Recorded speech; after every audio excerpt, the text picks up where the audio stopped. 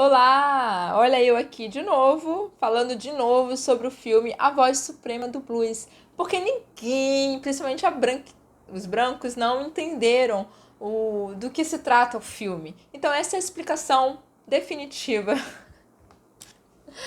Não é definitiva, mas é uma análise sobre o filme que eu vou apresentar pra vocês. Antes, deixa eu só ler os comentários da galera que ficou perdidona assim, sobre o filme. Você tem um comentário aqui, por exemplo, do Eric, falando que o filme tem problemas, mas que são assim diluídos por causa da ótima interpretação da Viola Davis e do Boseman. Mas, para ser sincero, ele achou que a história da. Ele estava interessado na história da Ma Rainey, que é a cantora, e ele lamenta que essa história foi interrompida pelos dilemas do personagem Liv Green, que é o personagem do Chadwick Boseman, o trompetista. E além disso, por ser uma adaptação do teatro, o roteiro é longo, você parece que está assistindo uma peça ao invés de um filme, e isso gera minha opinião negativa. De, é, Ele acha que os diálogos do Liv e dos companheiros, né, os outros músicos, fizeram a narrativa de Ma Rainey ficar mais apagada ainda, causando um desequilíbrio no filme. Enfim, outro comentário aqui do Felipe. A voz suprema do blues não consegue se afastar da linguagem teatral. Vale a pena até lembrar que o filme é uma adaptação de uma peça do dramaturgo estadunidense August Wilson. Então, por isso, talvez a galera tenha essa percepção tá corretíssima. O diretor até é fato, é evidente que preferiu manter esse ar teatral. E eu particularmente gostei pra caramba. O filme consegue, aí ele elogia a atuação, mas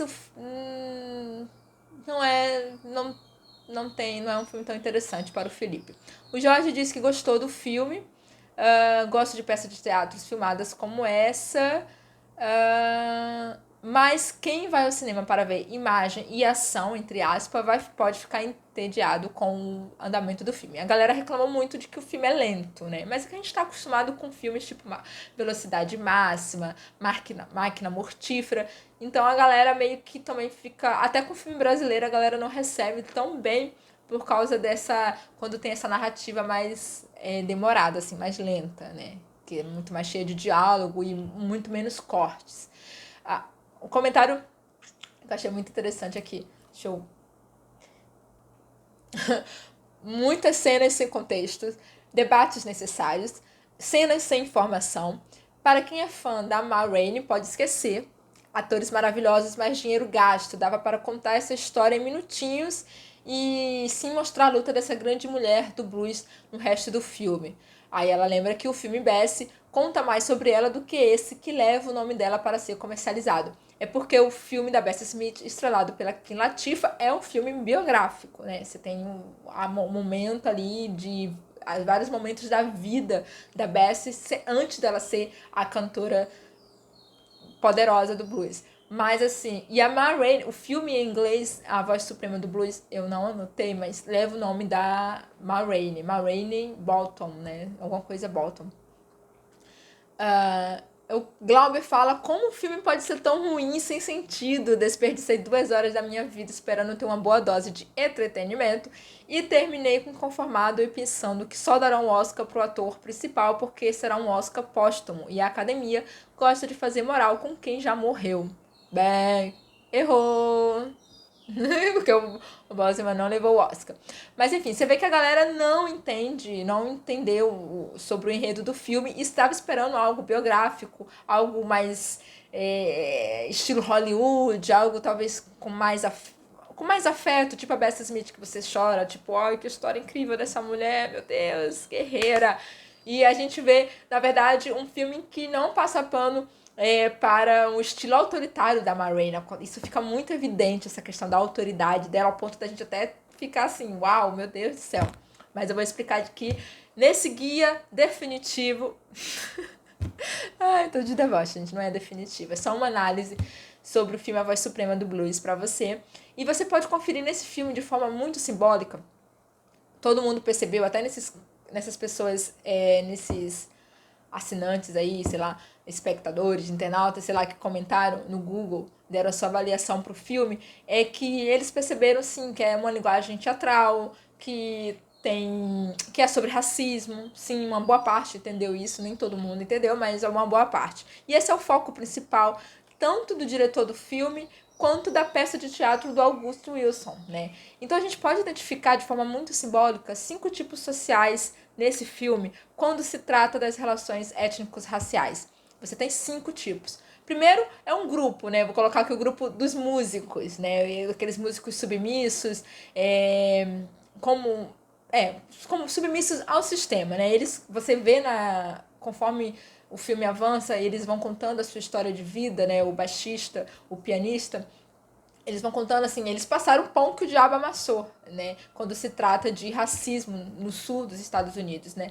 E você sente na fala deles essa incompetência em revidar esse racismo, né? Em quebrar esse silêncio. Existe um pacto de silêncio quando se trata de racismo. Então, e a estratégia de sobrevivência da população negra, muitas vezes, é a desses músicos. Ali, devagarzinho, vivendo, submissos, sem levantar a cabeça, sem enfrentar esse monstro, né? Até porque quem enfrentou não deu em nada, sabe? A gente está falando aí início do século XX nos Estados Unidos, pós-abolição, né? Com leis de segregação ainda. Esse filme, aliás, se eu não me engano, é filmado, a história é filmada. A história se passa na época que está acontecendo a migração, né, do sul para o norte. Então, eu conheço um pouquinho mais sobre esse momento da história dos Estados Unidos, que é muito foda. Inclusive, a própria Netflix no YouTube tem disponível um curta, né, pouquíssimo tempo, não sei se é 11 ou 15 minutos, explicando sobre esse período do início do século XX, explicando a história dos afro-americanos.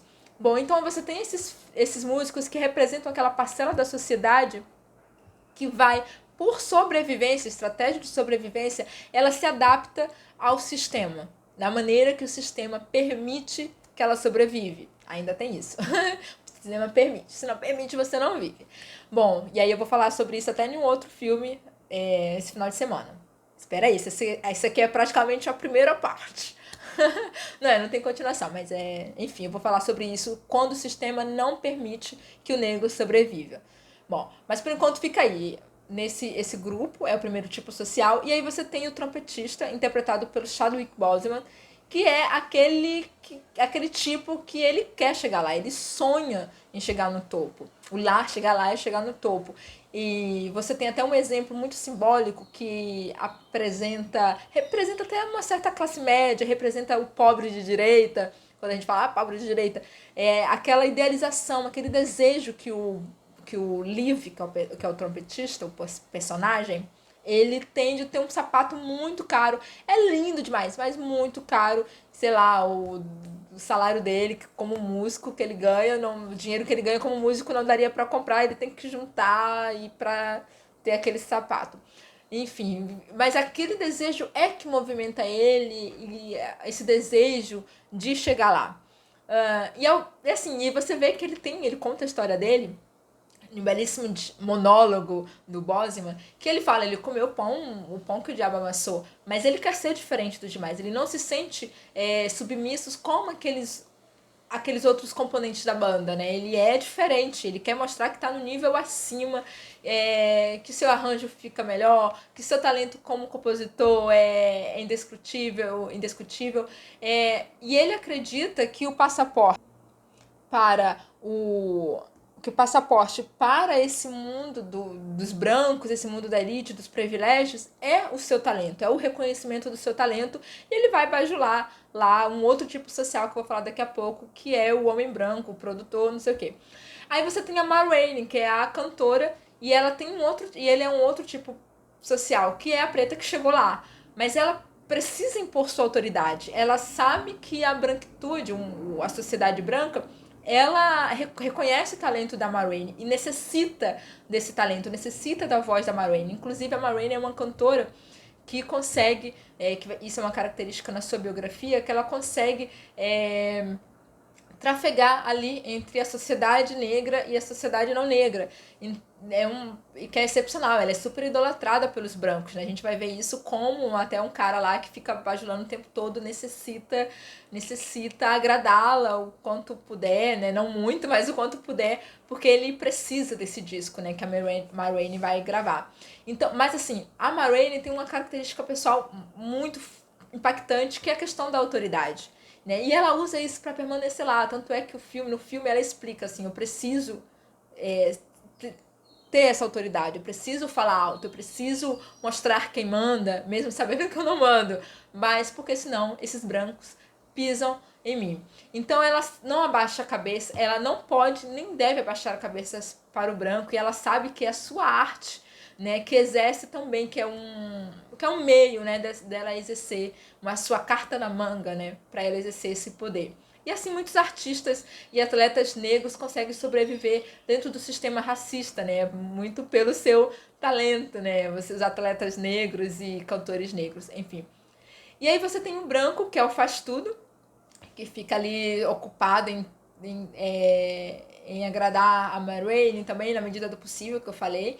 Ele está no mesmo nível dos músicos negros, que eu falei lá, os submissos, né? Ele é um branco submisso. Só que a diferença é que ele é branco. Então isso, só por ser branco, ele consegue ter um privilégio social, um status social acima. Mas ele está no mesmo nível de submissão dos músicos. E aí você tem, por fim, o dono do estúdio de gravação, que é o capitalista, é a representação do capitalista, né? Ele é o dono do estúdio ali onde a Ma Rainey está gravando, e ele só tem 3 pensamentos: lucro, exploração e prejuízo. É só naquilo que ele se ocupa. Então você tem aí quase que o organograma da indústria da música, mas na verdade é só um print, né, do que é o sistema capitalista, né?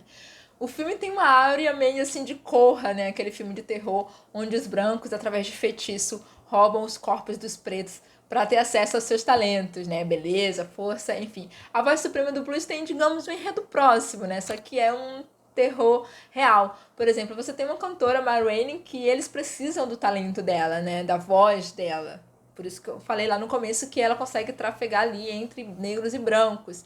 E a galera branca vai engolindo ela, né? Sem digerir, mas vai engolindo sem deixar passar. E a Ma Rainey tem uma característica meio outsider, né? Porque ela é lésbica, ela tá num estilo musical que é dominada por homens. Então, assim, isso prova o quanto a branquitude teve que engolir. E é preta, né? Então, a branquitude, ela pira quando vê cantoras como a Amy Winehouse, a Janis Joplin, a Peggy Lee, porque eles finalmente podem dizer assim, acabou aquele mito de que os negros biologicamente têm as cordas vocais, sei lá, mais potentes e podem fornecer ao mundo grandes cantoras, né? A gente também tem, né? Mas esse é outro assunto, até para mostrar como os brancos tratam seus próprios talentos. Então, o que a comunidade branca pode fazer é roubar, né? E faz, né? É roubar. E ela rouba, se ela não pode roubar, ela ganha em cima do roubo, né? Por exemplo, roubar as partituras de uma composição, que nem acontece no filme, né? As partituras do trompetista são roubadas pelo dono da gravadora. E aí você tem na vida real, na história da música, né, o blues, o jazz, o rock, o hip hop, o disco, o funk, né, estilos da cultura afro que são apropriadas pelos brancos, né? E é uma apropriação que causa sérios danos à identidade, ao sustento dos negros, né? E até danos psicológicos, né? Por exemplo, quando você vê ao final do filme, não vou nem diretamente ao final, mas assim, acontece o enredo, a trama toda envolvendo o trompetista, né? Aquele trompetista que sonhava chegar lá, sua música que foi roubada é tocada por um grupo, por uma banda de brancos, todos arrumadinhos, com cabelos assimétricos, né, com gel lá para trás, tocando aquela música de um negro, descendente de pessoas escravizadas, né? Isso é um enorme contraste. Enquanto você tem o trompetista ali chorando, um cara que ele acabou de esfaquear em um drama, sabe, intenso, você vê aqueles bando de branco lá tocando a música roubada dele. O filme é sobre quem lucra com o racismo e sobre quem sofre por causa dele.